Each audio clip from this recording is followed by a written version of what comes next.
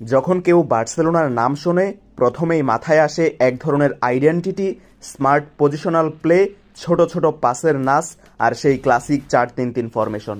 Pep গার্দিওলার সেই গৌরবময় সময় থেকে এই স্টাইলটা যেন বার্সার ডিএনএ হয়ে গেছে। কিন্তু সময় বদলায়, ফুটবলের ট্যাকটিক্সও বদলায়। এখনকার দলগুলো অনেক বেশি গোছানো, হাই প্রেস করে আর এক মুহূর্ত সময়ও দেয় না। আধুনিক ফুটবলে শুধু স্টাইল দিয়ে টিকে থাকা কঠিন। প্রতিপক্ষ এখন অনেক বেশি ট্যাকটিক্যালি স্মার্ট, উচ্চ প্রেস খেলতে অভ্যস্ত আর বল পায় না থাকলে রেজাল্ট বের করে আনতে জানে। এই প্রেক্ষাপটে বার্সার নতুন কোচ হয়ে এলেন হ্যান্সি ফ্লিক। জার্মান জাতীয় দল ও বায়ার্ন মিউনিখের কোচ হিসেবে তার সাফল্য চোখ ধাঁধানো। 2020 সালে বায়ার্নকে নিয়ে 6টি ট্রফি জিতিয়েছেন তিনি। দেখিয়েছেন কেমন হয় আধুনিক ফুটবল যুগের আক্রমণাত্মক ও ভারসাম্যপূর্ণ ইফেক্টিভ ফুটবল।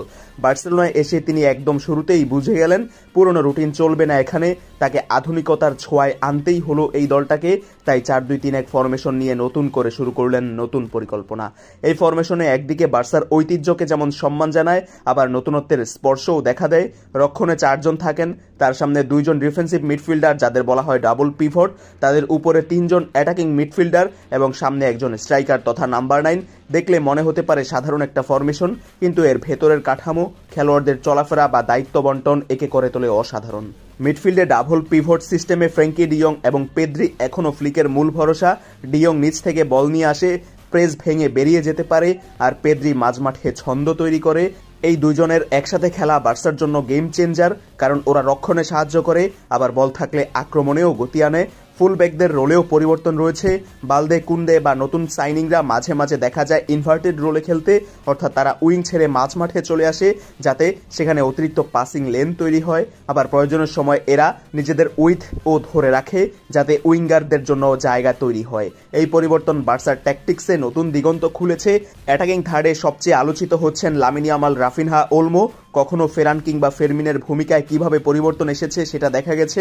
ইয়ামাল ডান দিক থেকে ভেতরে ঢুকে আক্রমণ তৈরি করে, রাফিনহা কখনো ডান পাশে থাকলে মাঝমাঠে বল বানিয়ে দেয়, ওলমো বা ফেরমিন সেন্টার থেকে ঢুকে আক্রমণের নিয়ন্ত্রণ নেয়। এদের ভিতরে পজিশনের বদল, একে অপরের সঙ্গে বোঝাপড়া আর বল ছাড়া চলাফেরা সবকিছুই যেন প্রতিপক্ষের জন্য বিশাল একটা চ্যালেঞ্জ। সেন্টার ফরওয়ার্ড হিসেবে রবার্ট লেভানডস্কি এখনও বার্সার মূল ফিনিশার, তবে তিনি শুধু গোল করার জন্যই খেলেন না, বরং মিডফিল্ড থেকে যারা উপরে উঠে আসে তাদের জন্য তিনি বলটা ধরে রাখেন, জায়গা তৈরি করেন এবং এক টাচে দারুণ লিঙ্ক আপ প্লে ফুটবল তিনি এখনও খুব ভালো মতোই আয়ত্ত করে চলেছেন এবং সেটার এক্সিকিউশনও দারুণ। নতুন সিজনে তার ফিটনেস, মুভমেন্ট আর গোল সেন্স এখনও অনেক তরুণ স্ট্রাইকারের জন্য আদর্শ হতে পারে। এই ফরমেশন নিয়ে ফ্লিক বার্সাকে শুধু আক্রমণাত্মক না, ডিফেন্সিভ দিক থেকেও গোছানোর চেষ্টা করে চলেছেন। ডাবল পিভট ব্যবহার বার্সার মাঝ মাঠে ভারসাম্য পায়, প্রতিপক্ষের কাউন্টার আটকানো যায়, আর ইনভার্টেড ফুলব্যাক ব্যবহার করে মিডফিল্ডে অতিরিক্ত সংখ্যা তৈরি করা যায়। ডিফেন্ডার হিসেবে ইনিগো মার্টিনেজ, কুবার্সি, আরোহো বা এরিক এরা সবাই রোটেশন থেকে ম্যাচ দারুণভাবে বুঝে নিয়েছেন একের পর এক। তরুণরাও পাচ্ছেন এখানে সুযোগ। ফেরমিন লোপেজ, পাও কুভার্সি, মার্ক কাসাদোদের মতো নামগুলো ভবিষ্যতের জন্য তৈরি হচ্ছে।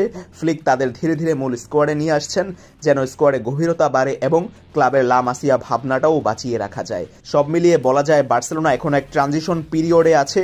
4-3-2-1 এই মুহূর্তে শুধু একটি ফরমেশন না, এই ক্লাবের ভবিষ্যতের জন্য এটি একটি রোডম্যাপ, যেখানে পুরনো গৌরবের ছায়া আছে, আবার আধুনিক ফুটবলের বাস্তবতাও রয়েছে।